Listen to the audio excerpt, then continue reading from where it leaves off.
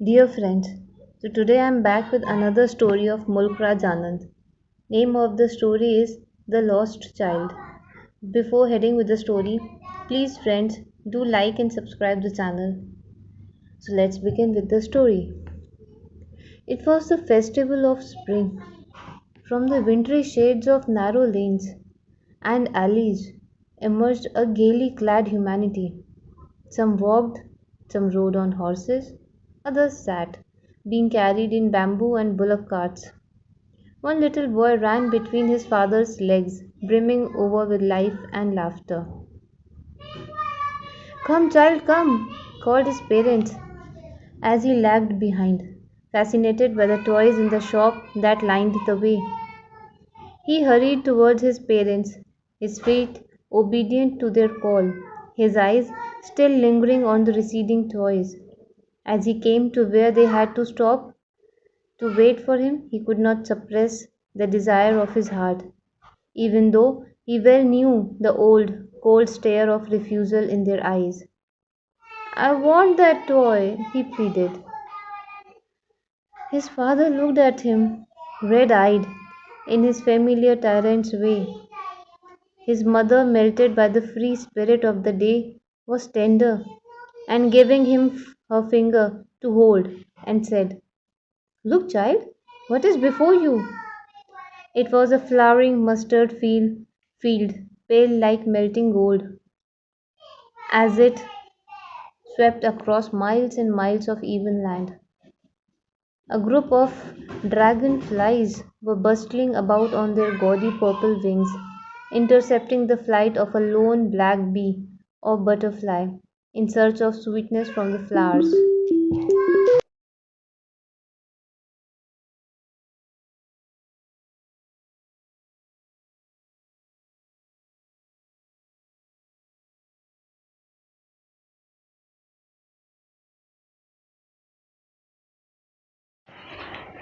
The child followed them in the air with his gaze, till one of them would still its wings and rest, and he would try to catch it.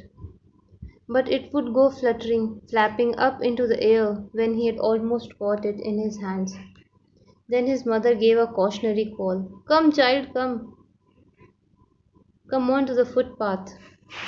He ran towards his parents gaily and walked abreast of them for a while, however, soon left behind, attracted by the little insects and worms along the footpath that were teeming out from their hiding places to enjoy the sunshine. Come, child, come! His parents called from the shade of a grove where they had seated themselves on the edge of a well. He ran towards them.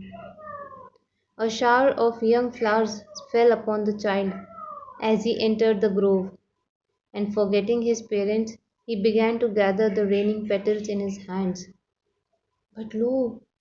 He heard the cooing of doves, and ran towards his parents shouting, The dove! The dove!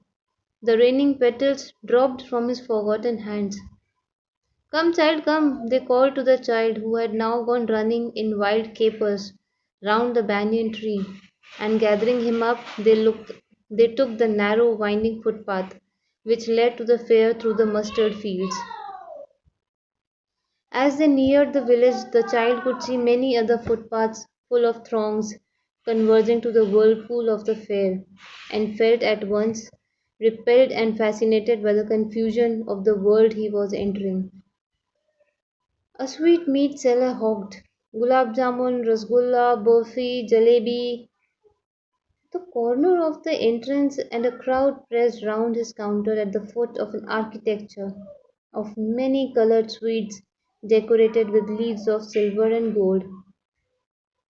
The child stared open eyed and his mouth watered for the burfi that was his favourite sweet. I want that burfi, he slowly murmured. But he half knew as he begged that his plea would not be heeded because his would say he was greedy. So without waiting for an answer, he moved on. A flower seller hogged a garland of gulmohar, a garland of gulmohar. The child seemed irresistibly drawn. He went towards the basket where the flowers lay heaped and half murmured, I want that garland. But he well knew his parents would refuse to buy him those flowers because they would say that they were cheap. So without waiting for an answer, he moved on. A man stood holding a pole with yellow, red, green, and purple balloons flying from it. The child was simply carried away by the rainbow, glory of their silken colors, and he was filled with an overwhelming desire to possess them all. But he well knew his parents would never ever buy him the balloons because they would say he was too old to play with such toys. So he walked on farther. A snake charmer stood playing a flute to a snake which coiled itself in a basket, its head raised in a graceful bend like the neck of a swan. The child went towards the snake charmer, but knowing his parents had forbidden him to hear such coarse music as the snake charmer played, he proceeded further. There was a roundabout in full swing. Men, women, and children carried away in a whirling motion, shrieked and cried with dizzy laughter. The child watched them intently, and then he made a bold request. I want to go on the roundabout, please. Father, mother, there was no reply. He turned to look at his parents. They were not there, ahead of him. He turned to look on either side. They were not there. He looked behind. There was no sign of them. A full deep cry rose from within his dry throat, and with sudden jerk of his body he ran from where he stood, crying in real fear. Mother, father! Tears rolled down from his eyes, hot and fierce. His flushed face was convulsed with fear. Panic stricken, he ran to one side first, then to the other, hither and thither, in all directions, knowing not where to go. Mother, father, he wailed. His yellow turban came untied and his clothes became muddy. Having run to and fro in a rage of running for a while, he stood defeated, his cries suppressed into sobs. A little distance on the green grass he could see, through his filmy eyes, men and women talking. He tried to look intently among the patches of bright yellow clothes, but there was no sign of his father and mother among these people who seemed to laugh and talk just for the sake of laughing and talking. He ran quickly again, this time to a shrine to which people seemed to be crowding. Every little inch of space here he was congested with men, but he ran through people's legs, his little sob lingering. Mother, father, near the entrance to the temple. However, the crowd became very thick. Men jostled each other, heavy men with flashing murderous eyes and hefty shoulders. The poor child struggled to thrust a way between their feet, but knocked to and fro by their brutal movements. He might have been trampled underfoot had he not shrieked at the highest pitch of his voice, Father! Mother! A man in the surging crowd heard his cry, and stooping with great difficulty lifted him up in his arms. How did you get here, child? Whose baby are you? The man asked as he steered clear the mass.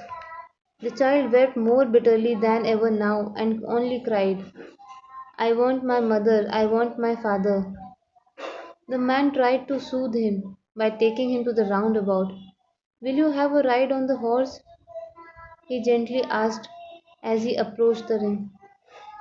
The child's throat tore into a thousand shrill sobs and he only shouted, I want my mother, I want my father.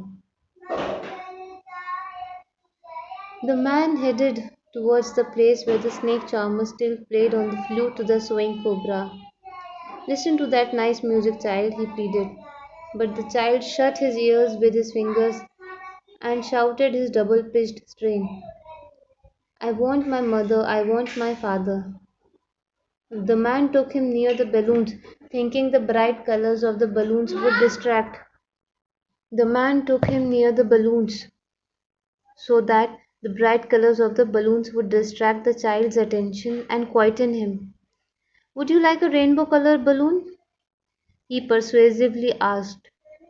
The child turned his eyes from the flying balloons and just sobbed, I want my mother, I want my father.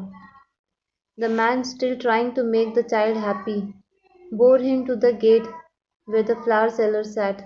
Look, can you smell those nice flowers, child? Would you like the garland to put around your neck?